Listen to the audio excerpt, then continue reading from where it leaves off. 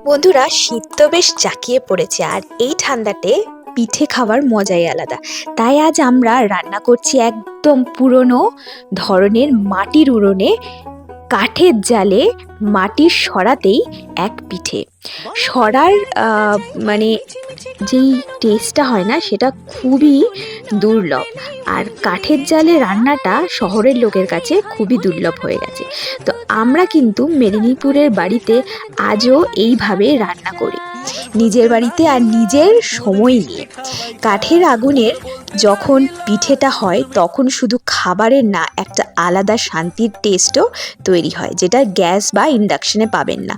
মাটির সরাতেই বানানো পিঠেটা খেতে কিন্তু অসাধারণ টেস্টি, সাদা, সফট আর একটু স্মোকি টাচ। এই রান্না শুধু পেট ভরে না, মনও ভরে দেয়।